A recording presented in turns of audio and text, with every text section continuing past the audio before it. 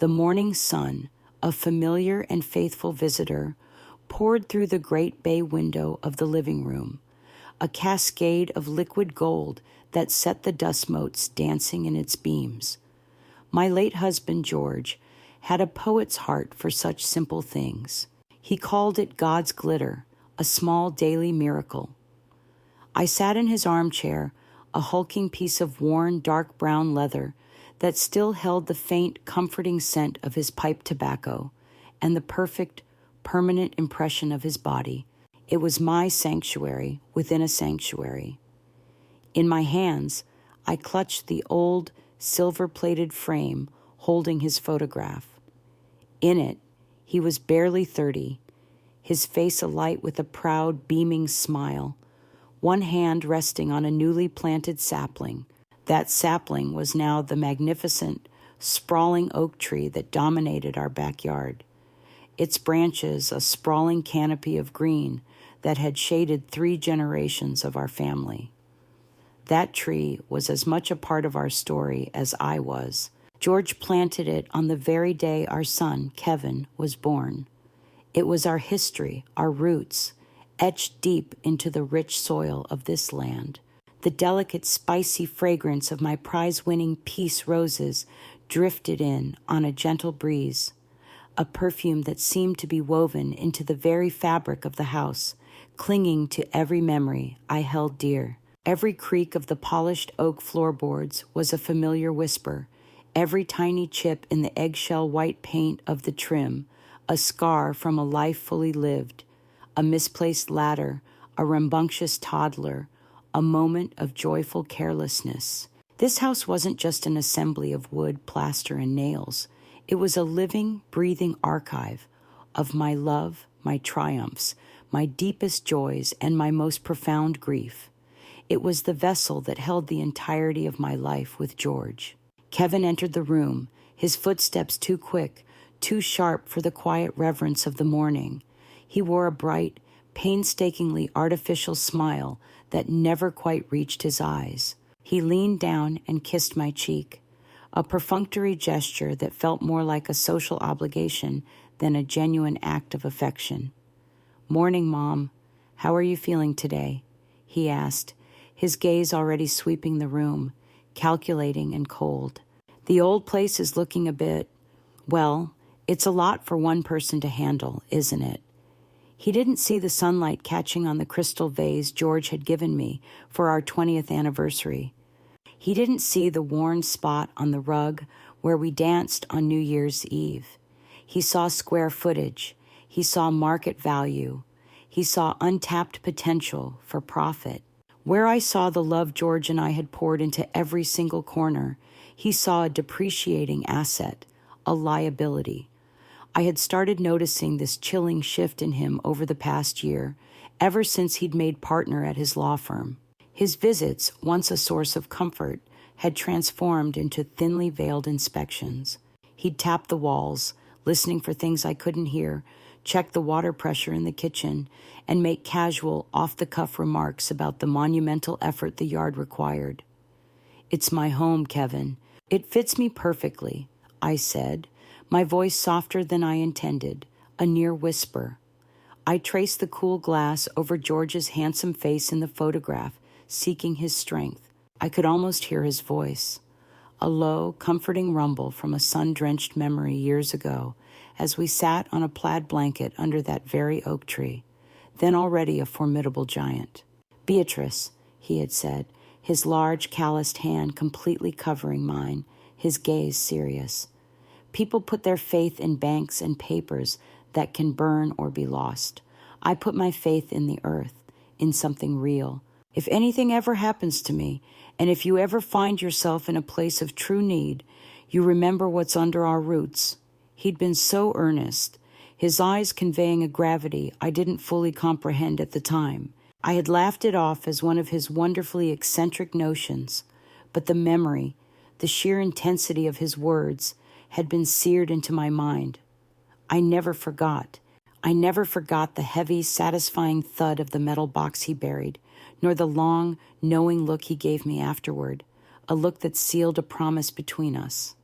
Kevin, of course, knew nothing of this. To him, his father was just a sentimental old fool who clung to the past. He had no earthly idea how practical, how potent that sentimentality was about to become. The yard work keeps me active, I added, my gaze drifting out the window to the oak tree, its leaves shimmering. The doctor says it's good for me. Kevin's smile tightened at the corners, a flicker of irritation. We'll talk about it, Mom. I just want what's best for you. You know that. I did know something, with a certainty that sent a chill through my veins despite the warm sun. I knew that his definition of best for me and my own were now two very different and wholly incompatible things. Exactly 1 week later, Kevin returned, this time armed with a glossy trifold brochure and a meticulously rehearsed speech. He spread the pamphlet across the polished mahogany of the dining room table, the very same table where we had celebrated every birthday, every holiday, every small victory for over 40 years. The cover of the brochure depicted a sterile, beige building that looked more like a low-budget hotel than a home. The words, Sunrise Vista Living, were printed in a soulless, curving font designed to look friendly but felt deeply impersonal. Mom, I've found the perfect solution, he began, his voice oozing a practiced, cloying sincerity that made my skin crawl.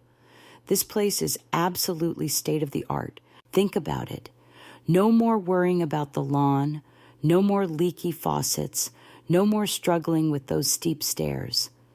There's a 24/7 nursing staff on site, organized social activities, chef-prepared meals.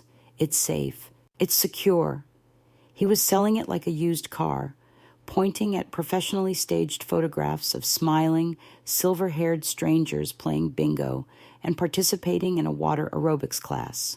He painted a picture of a carefree paradise, but all I saw was a polished, well-lit waiting room for the end, a place utterly devoid of history, of soul, of my roses, of my oak tree, a place without an ounce of George in it. Kevin, I am not leaving my home, I said, my voice quiet but firm. I pushed the offensive brochure away with the back of my hand as if it were contaminated. This is my home. Your father and I built our entire lives, our entire world, right here in these rooms. His face hardened, the charming salesman's mask slipping just enough to reveal the cold, impatient man beneath. Mom, be reasonable. This house is a relic. It's falling apart at the seams. It's a money pit, and you're living on a fixed income. And frankly, his voice dropped, taking on a tone of feigned concern. You're not getting any younger. What if you fall? What if you have a medical emergency in the middle of the night? Who's going to find you? The words were a calculated, tactical strike designed to prey upon my deepest, most private fears. He knew my terror of being helpless, of becoming a burden on him. It was a weapon he had sharpened over years of observation, and its deployment was both cruel and brutally effective. I am perfectly capable of taking care of myself, I insisted, my heart beginning to pound a frantic, heavy rhythm against my ribs. And this house is not falling apart. The roof is only 5 years old, and George, your father, redid all the copper plumbing himself. He built things to last. It's solid as a rock. He let out a long theatrical sigh, the sound of a patient, long-suffering son dealing with a stubborn, irrational parent. That's not what the inspector said. The words hung in the air, cold and sharp. I had someone come by to do a full assessment last week while you were at your garden club meeting. The foundation has hairline cracks, the wiring is completely outdated and not up to code. It's a fire hazard, Mom. A liability, a wave of icy dread washed over me, so intense it made me feel faint. He had gone behind my back. He had trespassed, not just into my house, but into my life, bringing strangers into my private space to methodically build a case against me, against my very ability to exist here. He had been planning this for weeks, perhaps even months, laying his trap with meticulous care. "You had no right," I whispered, the betrayal a physical searing ache in my chest. He leaned forward, his elbows on the table, invading my space. His voice dropped to a conspiratorial hush. "Mom, listen to me. I can sell this place for a fantastic price right now. The market is absolutely on fire. I'll get you a huge nest egg, and you'll be set for life in a beautiful brand new apartment. I will handle every single detail. All you have to do is trust me." He didn't see a home filled with love. He saw a pile of cash. He saw me as the inconvenient, sentimental lock on the safe.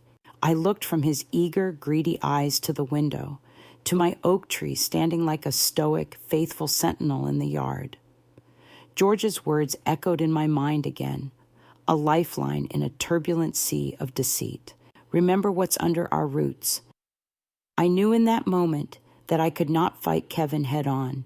He was younger, stronger, and far more ruthless. I would have to play his game, by his rules, until the time was right to introduce my own. The day Kevin brought the papers was a gray, miserable, drizzly Tuesday. The sky wept, a perfect mirror for the sorrow in my heart. He spread a formidable mountain of legal documents across the gleaming surface of the dining table, the same table where he had once, as a little boy with a gap-toothed grin, learned to painstakingly write his name. Now he was asking me to sign that same name away, to relinquish everything it represented. "It's all just standard stuff, Mom," he said, his tone deliberately casual and dismissive, as he tapped an expensive fountain pen impatiently against the stack of papers. "This one gives me power of attorney to handle the sale of the property. This is the official listing agreement with the real estate agent. And this one is for the title transfer." He slid the documents toward me with a smooth, practiced motion. A notary he'd brought along, a grim-faced woman in a drab pantsuit, stood silently by the door, like an undertaker, waiting to escort a body. I felt a wave of nausea roll through me. He was explaining it all as if I were a simple-minded child, too senile to grasp the immense gravity of what was happening. He had conveniently forgotten that I had spent 20 years helping George run his small but successful construction business, that I had read contracts far more complex than these, and that I had balanced the books down to the last penny. I knew exactly what these papers meant. They meant erasure. I decided to lean into the role he had assigned me. I feigned confusion, squinting at the dense blocks of legal text. "Oh, Kevin, my goodness, it's all so complicated. My eyes aren't what they used to be, you know. Are you absolutely certain this is for the best?" I let my hand tremble just slightly as I reached for the pen. It was a performance that required every ounce of my self-control, a masterclass in deception. I had to appear frail, defeated, confused, and utterly dependent on his supposed wisdom and goodwill. It was the only way to ensure he wouldn't suspect a thing, the only way to make certain he would walk away from this feeling completely, unassailably victorious, leaving me with the one powerful weapon he didn't know I possessed. He placed his hand over mine, a gesture that was meant to be reassuring, but felt like the cold, heavy click of a manacle. "Don't you worry your pretty little head about a thing, Mom. I've got it all under control. I've read through every line. Just sign right here and here." He pointed to the signature lines with the gold-nibbed tip of his pen, his guide through my capitulation. Each stroke of the pen on the crisp paper felt like a profound betrayal of George, of our life together, of the vows we had made in this very house. I was signing away the walls that had heard our laughter and absorbed our tears, the roof that had sheltered our dreams. With the final looping signature, I felt a piece of my heart break off and turn to cold, hard stone. But beneath the overwhelming tide of sorrow, a different, sharper feeling was taking root, a cold, unyielding resolve. Kevin's face was alight with a poorly concealed, predatory triumph. He believed he had won. He had secured the house, the land, the profit. He had outmaneuvered the sentimental old woman. He gathered the papers with a brisk, satisfying efficiency, a predator who had just successfully cornered his prey. As he and the silent notary walked out the front door, he turned back, his smile wide and condescending. "I'll arrange for some packers to start on your things tomorrow. We'll get you moved into your new place by the end of the month. It's for the best." He didn't see the dangerous glint in my eye, the fire being kindled behind my mask of grief. He only saw a sad, defeated old woman.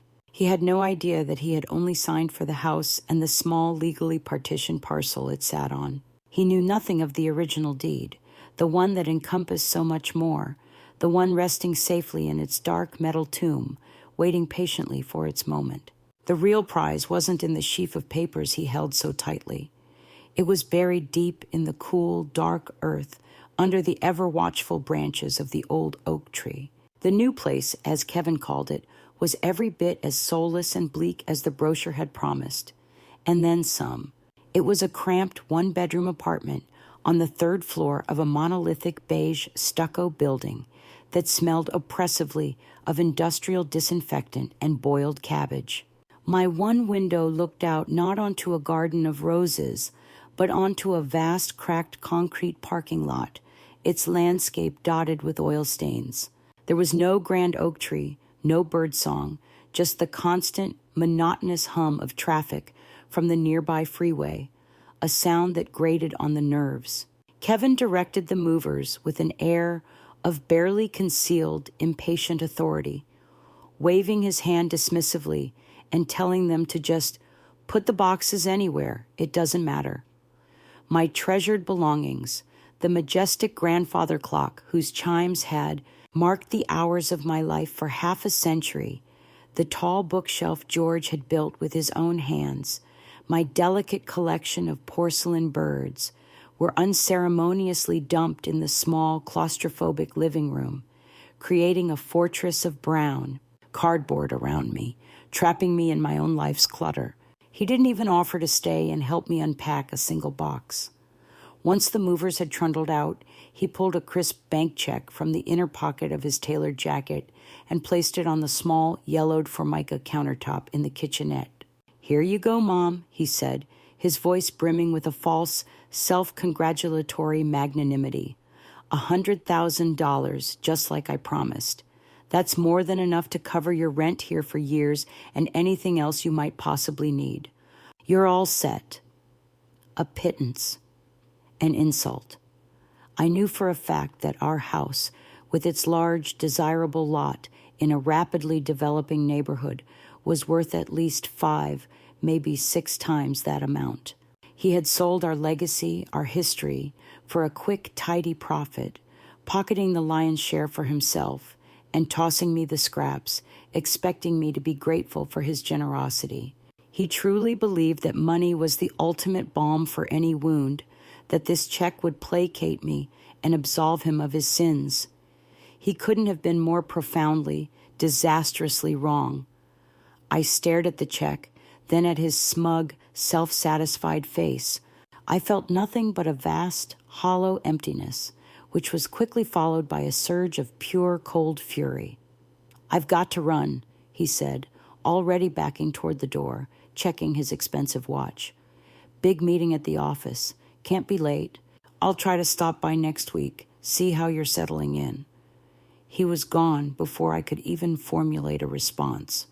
The apartment door clicked shut with an awful finality, and the silence that descended in the tiny, cramped space was deafening. I was utterly alone, surrounded by the boxed-up ghosts of my past.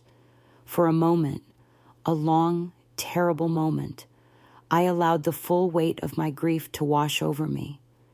I sank onto the edge of the unfamiliar, lumpy sofa and wept. I wept for my home, for my garden, for my husband, and most of all, for the son I thought I had raised, the boy who had vanished and been replaced by this cold, calculating stranger.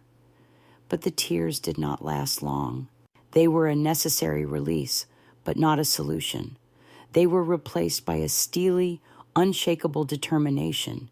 He thought this was the end. He thought he had won. He thought he had stripped me of everything of value and put me on a shelf to be forgotten. I stood up, walked over to the countertop, and picked up the check, not with gratitude, but with a simmering contempt. This piece of paper was not the end of my story. It was the fuel that would power its next decisive chapter. My plan, which had once been a nebulous, comforting thought, began to crystallize into a sharp, clear, and unavoidable course of action. Kevin had locked me in a prison, but he'd foolishly forgotten to take away the key. After a long, desolate day spent in quiet contemplation amidst the cardboard towers that held the fragments of my life, I knew I couldn't afford to waste a single moment. Kevin's arrogance was my greatest advantage, but arrogance often bred impatience. He would have pushed for the quickest possible closing on the sale of the house, eager to get his hands on the money. I had to act before the new owners started any major renovations, before they decided to landscape the backyard or, God forbid, cut down the tree. My chance was fragile and fleeting. My first task was to discover their identity. In this bewildering digital age, Kevin assumed I was as helpless as a newborn, but he was mistaken. George, always looking ahead, had insisted I learn how to use the computer years ago. "It'll keep the mind sharp, Beatrice," he'd said. And as always, he was right. I opened the laptop he'd bought me, its familiar hum, a small welcome comfort in the sterile silence. A quick, determined search of the county's public property records online gave me the answer I so desperately needed. The sale had closed just yesterday. The new owners were a young couple, Josh and Megan Clark. The records listed their previous address, but frustratingly, no phone number. That, however, was a minor obstacle, a puzzle I knew how to solve. I put on my coat, my movements now filled with a newfound purpose, and took a bus back to my old neighborhood. The journey was bittersweet, each familiar street corner sparking a cascade of memories. I didn't go directly to the house.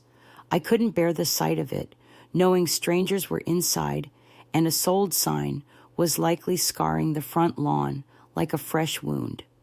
Instead, I went next door to see Mrs. Henderson, my neighbor and dear friend of over 40 years. She greeted me at the door with a warm, enveloping hug and immediately sat me down for a cup of hot tea, her kind eyes full of genuine sympathy. "Oh, Beatrice, I was so very sorry to hear you were moving. It just won't be the same on this street without you and your beautiful roses." I explained carefully that my son felt it was for the best, playing the part of the frail, dutiful mother who had been convinced to do the sensible thing. Then, as casually as I could manage, I asked, "Did you happen to meet the new owners? I'd love to send them a welcome note, perhaps with some tips about nurturing those finicky rose bushes." Mrs. Henderson, a veritable fountain of local knowledge and gossip, brightened immediately. "Oh, yes, a lovely young couple, the Clarks. They have an adorable little boy, must be about 4. They seem so very excited about the yard.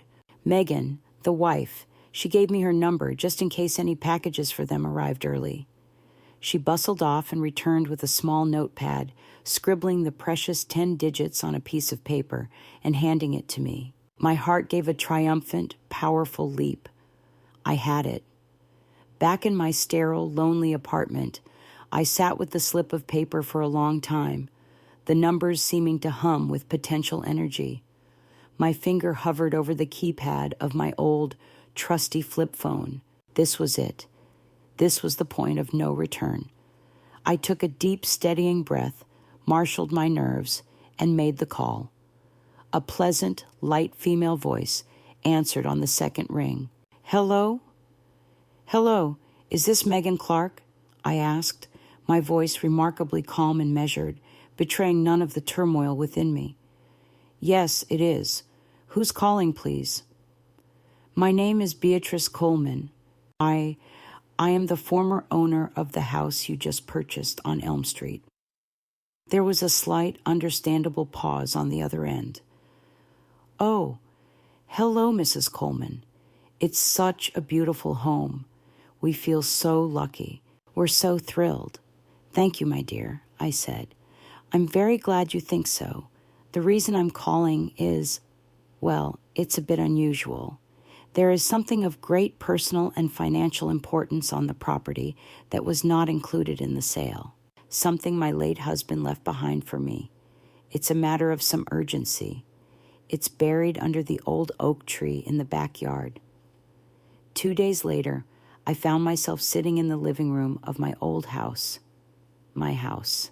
The sensation was dizzying, a blend of intimate familiarity and strange, unsettling foreignness. A few of the Clark's moving boxes were neatly stacked in the corners, and a cheerful, colorful child's drawing of a lopsided sun was taped to the refrigerator door. But the soul of the place, George's and my soul, was still profoundly present. I could feel it in the air. Josh and Megan Clark sat opposite me on the sofa, their expressions a careful mixture of deep curiosity and cautious, polite skepticism. They were a kind-looking couple, probably in their early 30s, with the earnest, slightly tired faces of dedicated young parents. "Mrs. Coleman," Josh began, his tone gentle but direct, a lawyer's careful probing. "When you called, you mentioned something was buried. To be honest, we weren't quite sure what to think. We've been very anxious to hear what this is about." Megan nodded in emphatic agreement, her hands clasped tightly in her lap. "We wondered if it was perhaps a beloved pet, or maybe a time capsule you'd forgotten." I offered a small, sad smile. "Something infinitely more valuable than that. Much more." I took a moment to compose myself, to gather the threads of the past. Then I began to tell them about George. I didn't just tell them about the box. I told them about the man.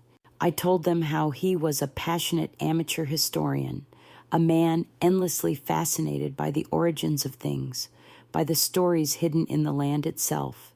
I explained how he deeply distrusted the abstract nature of modern finance, stocks, bonds, digital numbers on a screen, and believed only in tangible physical assets, land, gold, things you could hold in your hand and know were real.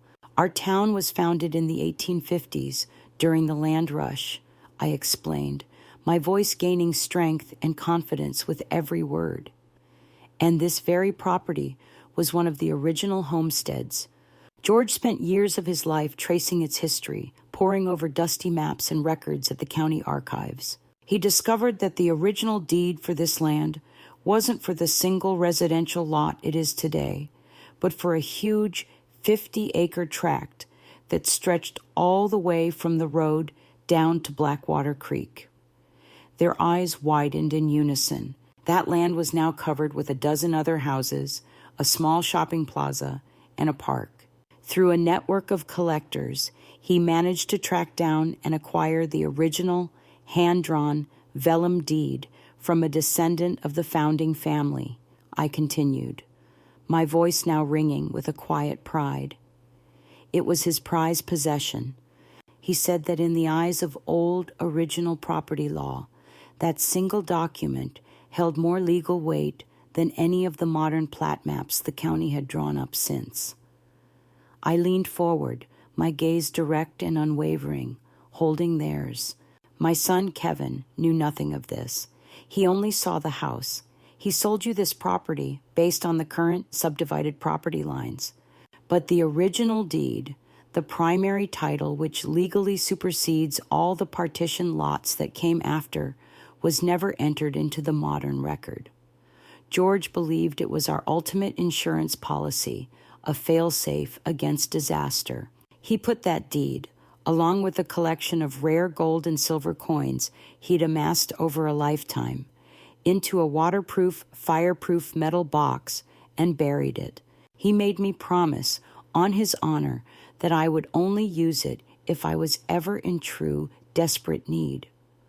I looked from Josh's stunned face to Megan's, my heart in my eyes. My son believes he has left me destitute. He has put me in a tiny apartment and taken my home and my dignity. I believe this qualifies as a time of need. The raw sincerity in my voice, the palpable pain of my story, seemed to break through the last vestiges of their skepticism. Megan reached out and placed a warm, comforting hand on my arm. "Where did he bury it?" she asked softly, her voice full of a newfound belief. I turned my head and looked out the familiar bay window at the magnificent oak, its mighty branches reaching toward the sky like protective arms. "Right there," I said. "At the base of the tree he planted for his son, he buried our past to secure my future." The very air in the backyard seemed to hum with a palpable, nervous energy. Josh Clark stood with a sturdy shovel in his hands, his brow furrowed in deep concentration, the sleeves of his shirt rolled up to his elbows. Megan stood beside me near the patio, her arm linked tightly through mine, offering silent, steadfast support. The mighty oak tree loomed over us, a silent, ancient witness to the drama about to unfold. Its leaves rustled in the late afternoon breeze, as if whispering words of encouragement. The spot I had indicated was a small, slightly raised patch of earth right at the base of the massive trunk, where the gnarled roots formed a natural, protective cradle. It was a place I had looked at 10,000 times, but never with such intense focus. George was a strong man, but he was also a clever one, I said, my voice surprisingly steady, betraying none of the wild fluttering in my chest. He wouldn't have buried it too deep, just deep enough to be safe from casual discovery or a gardener's trowel. Josh plunged the pointed tip of the shovel into the soft, dark soil. The first few scoops yielded nothing but rich, loamy earth and a few startled, wriggling worms. A cold sliver of doubt began to creep into the edges of my hard-won resolve. What if my memory, after all these years, was faulty? What if I had remembered the wrong spot? What if the box had disintegrated or shifted in the earth over the decades? The image of Kevin's smug, condescending face flashed in my mind, and the doubt was instantly vanquished, burned away by a renewed surge of white-hot purpose. "A little more to the left, dear," I instructed, a vivid image of George's posture, the way he had angled his body as he dug all those years ago, suddenly sharp and clear in my mind's eye. "Closer to that big root that curves toward the house." Josh adjusted his position and plunged the shovel in again, with a grunt of effort. This time, the shovel struck something solid with a loud, jarring, metallic thunk that echoed in the preternatural quiet of the yard. We all froze. Josh's eyes shot up to meet mine, wide with a mixture of shock and utter disbelief. I think that's it," he breathed, his voice a hoarse whisper. He immediately dropped to his knees and began clearing the remaining dirt away with his bare hands, clawing at the soil with a frantic energy. Slowly, painstakingly, the dull, rusted top of a heavy-duty metal box emerged from the earth. It was an old Army surplus ammunition can, painted olive drab, just as I remembered. It looked solid, inviolable. It was heavier than it looked, and it took all of Josh's strength to lift it from its earthen resting place and set it carefully on the green grass. The latch was sealed tight with decades of rust, but after a moment of determined struggle with the blade of the shovel, it gave way with a protesting, metallic groan. A collective gasp escaped our lips as Josh lifted the heavy lid. The first thing we saw, nestled in faded red velvet lining, was the soft, warm gleam of gold and silver. Dozens of rare coins, each in its own compartment. There were magnificent double eagles, Rows of Morgan silver dollars with their iconic profiles and other historic coins I didn't recognize, all perfectly preserved and shining as if they were minted yesterday. They were beautiful, a small fortune in their own right, but they were not the true prize. Beneath the removable trays of coins lay a large, heavy parcel, carefully wrapped in thick, dark oilskin. My hands trembled as I reached into the box and lifted it out. It felt sacred. With painstaking, reverent care, I unwrapped the layers of protective, waterproof cloth. Inside was a thick, folded vellum document. Its edges were yellowed with age, and the paper was soft as silk. The text was written in an elegant, fading sepia-tone calligraphy, and a detailed, hand-drawn map depicted a vast expanse of land, with Blackwater Creek as its clear northern border, and a series of now non-existent landmarks to the south and east. At the bottom was a flourish of proud signatures and a deep, crisp notary seal, dated 1858. It was the original homestead deed. We had found it. Megan looked from the deed to me, her face pale with astonishment. "Beatrice, this changes absolutely everything." Yes, I thought, a quiet, fierce, and cleansing joy finally igniting in the cold, hollow place in my chest. It most certainly did. I asked Josh to make the call. My own voice, I feared, would be too full of the raw, unadulterated triumph I was feeling, and I needed to maintain my composure for the final act. His instructions were simple. Tell Kevin that an unexpected and serious issue had arisen with the property line survey, and that his presence was required immediately to help clear it up. The bait of a potential legal complication, a threat to his precious profit, was too tempting for a man like my son to ignore. He arrived in less than an hour, his expensive car screeching to a halt in the driveway. He strode into the backyard with an air of arrogant, put-upon impatience, already sighing with exasperation. "All right, what's this all about?" he demanded, barely bothering to glance in my direction. "I'm in the middle of a major deal. This had better be important." His words died in his throat, choked off by disbelief as his eyes finally took in the scene before him. The open, gaping hole at the base of the mighty oak tree, the young, serious-faced couple, the Clarks, standing beside me like a guard of honor, and the open, mud-caked metal box sitting on the grass. He stared, mesmerized, at the gleaming gold and silver coins, his eyes wide with a raw, naked avarice. Then his gaze fell upon the ancient yellow document in my hands. Confusion warred with unadulterated greed on his handsome face. What in God's name is all this? Mom, what have you done?" he stammered, taking a hesitant step forward. I held up the deed, my hand perfectly, uncannily steady. The vellum felt warm and powerful in my grasp. "This, Kevin, is what your father left for me. Not just the coins you're drooling over, though they are lovely. This is the original primary deed to this land, all 50 acres of it." Josh Clark stepped forward, his expression now grim and official. "Mr. Coleman, your sale of this property to us is predicated on what amounts to a fraudulent claim of title. You sold us a single parcel of land as defined by modern county records, but you did not hold the primary, original title to that land.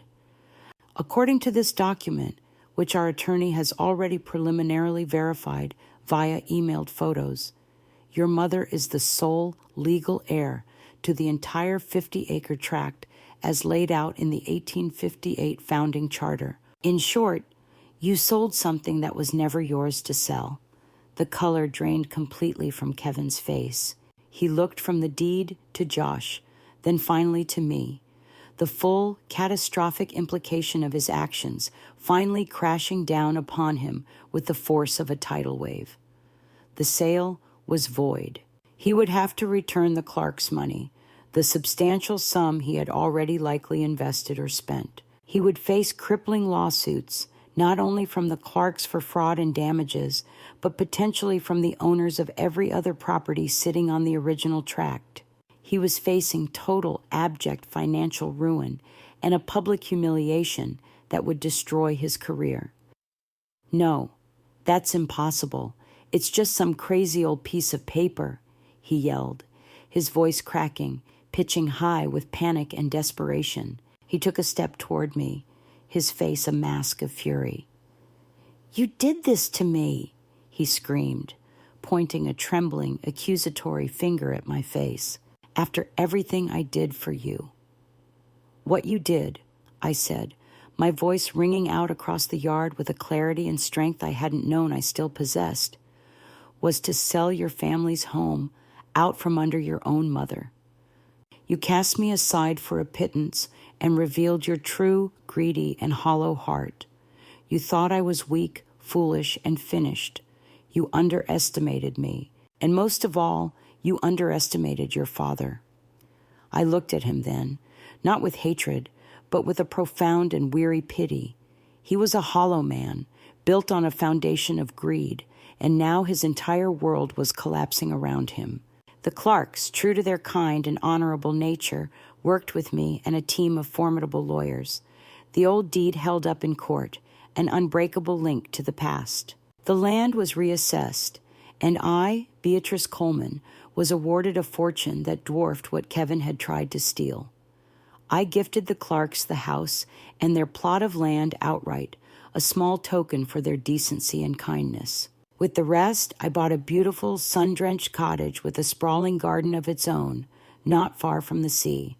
I find peace there now, surrounded by new roses, and the enduring memory of a husband whose love and foresight reached beyond the grave to deliver a final, perfect, and devastatingly poetic justice. Kevin was left with nothing but insurmountable debts and the bitter choking ashes of his own greed.